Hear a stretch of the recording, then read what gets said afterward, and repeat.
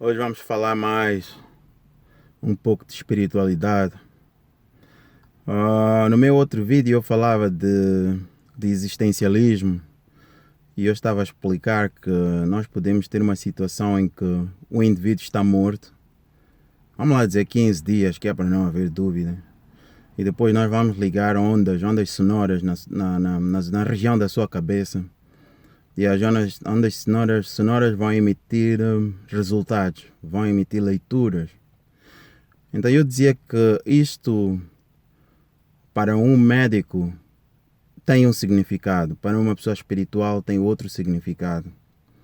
Para um médico significa que o cérebro e o sistema nervoso, estou a falar do médico em geral e o neurocirurgião neste caso.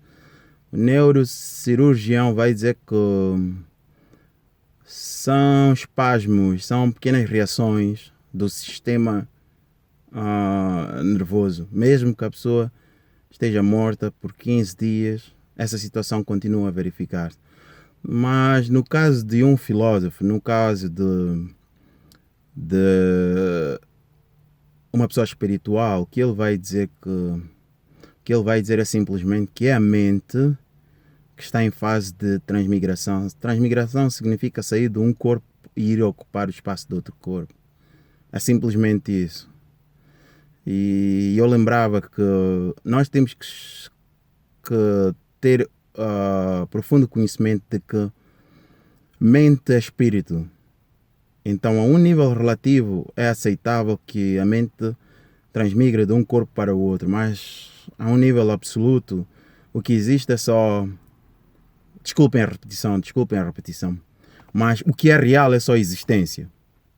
O que existe é só existência. O que é real é só existência.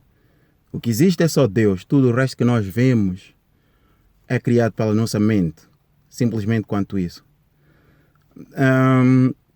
Em filosofia, eles dão o exemplo do sonho. Eles dizem que o sonho é projeção apenas da mente. Que tu vais sonhar com o teu avô, com os teus amigos, vais sonhar na tua escola. Tudo é uma única mente que se vai transformar em escola, em teu tio, no teu avô. Então o mesmo acontece com este universo que nós vemos. Eles dizem que é simplesmente eu sou. É o sonho de existência, é o sonho de Deus. Eu não vou desenvolver muito isso, não agora, mas eu vou continuar a falar um pouco mais de existência e vou dar o segundo exemplo. O segundo exemplo tem a ver com também uma pessoa morta. Esta pessoa morta, 15 dias. Então, se tu perguntares a um médico, a um neurocirurgião, o que é que acontece com o sonho? O que é que acontece com o sonho? O pensamento. Esta pessoa está morta. O que é que significa isto? Cessou ou cessaram as suas funções vitais, como respiração e coração.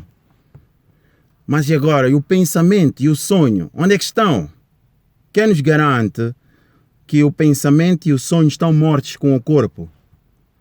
Então não há resposta para isso. Não há ciência. Eu posso te garantir. Não há ciência, não há livro, não há mecanismo para poder fazer observação e concluir que o corpo, ou seja, neste caso, o sonho e o pensamento morrem com o corpo. Não existe prova disso. Então, o pensamento, o sonho, ou se nós quisermos a mente, é que são objeto de estudo da religião e da filosofia. Tudo o resto é materialismo. É a mente e o sonho que são objeto de estudo da filosofia e da religião. Porque a filosofia e a religião entendem que a morte do corpo não é o fim. Existe espírito. E o espírito também não é o fim. Existem outras vidas, é o que nós acreditamos. Por isso é que a religião, se nós fôssemos absolutamente materialistas, não há necessidade de haver religião. O corpo morreu, terminou tudo. Mas não é o que se verifica. Religião, por via de crença e por via de fé, entende que há vida depois da morte. E vida depois da morte é espírito, não é corpo. Então nós temos que conseguir separar o que é real do que não é real. Temos que conseguir separar essas duas coisas. A vida depois da morte é espiritual, não é vida do corpo, não é esta aqui. Não é. A filosofia aborda esta matéria de outra maneira, vê de outra maneira. Filosofia utiliza razão e filosofia utiliza lógica. Em filosofia não se verifica a pergunta se Deus existe. Em filosofia o que existe é só Deus. O resto é aparência. Princípio de causalidade, eu depois irei explicar. Posso dar um exemplo. Vamos lá dizer que estamos numa zona de matope, de barro. E lá vamos produzir objetos de cerâmica. Ok? Vamos produzir potes, vamos produzir a louça toda de uma casa. Vamos produzir tudo que vocês conhecem que é necessário numa casa. E as pessoas que vivem na zona de matope usualmente fabricam esses tipos de utensílios para usar dia a dia. Então esses utensílios que são para usar dia a dia. Mas depois existe uma enxurrada. Aqueles utensílios vão se dissolver na sua forma original. O que é matope só. Nome e forma foi embora. É como este mundo aqui. Princípio de causalidade.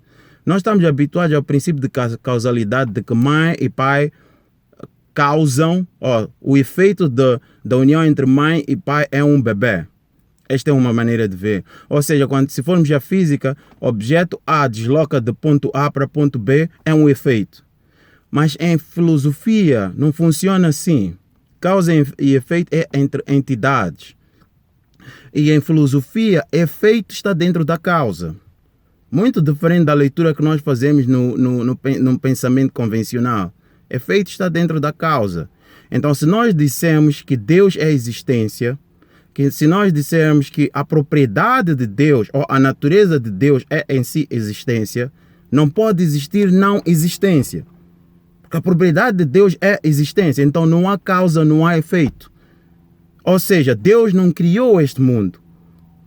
Então, se nós formos aos livros dos judeus, o que os judeus dizem? Que a parte da Bíblia onde diz que Deus criou os céus e a terra, não irei dizer que está errado, mas em filosofia, não em religião, ali está: Deus manifestou os céus e as terras. Porque Deus não criou uma entidade diferente dele mesmo. O que Deus fez Deus aparece como os céus e as terras. É ele mesmo. Deus é permanente e eterno. Não sofre mutação. Deus não pode criar uma coisa independente dele mesmo. Este aqui é o princípio. Por isso que é bom fazer filosofia, porque senão nós vamos entrar aqui numa confusão. Causalidade em filosofia significa que o efeito está dentro da causa. Simplesmente quanto isso. Deus não pode criar um mundo e não fazer parte desse mundo. Não há essa situação em que existe Deus e existe mundo. É uma única coisa. É isto que a filosofia nos ensina. É uma única coisa que aparece ou como Deus ou como mundo. Mas é Deus, é existência. Então é isto que nós temos que perceber. Nós temos que perceber isto. Depois temos a situação dos nossos irmãos evangelistas. Os nossos irmãos evangelistas, o trabalho deles é mais ligado à Bíblia. E eles pregam a palavra de Deus e de Jesus. Eles pregam as palavras, o Evangelho.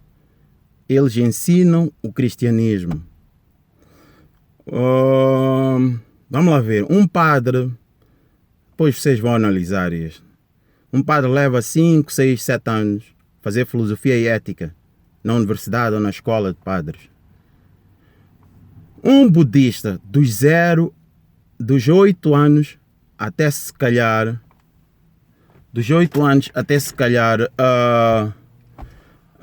vamos lá falar de 20 anos, quase 30, o que ele está a fazer na escola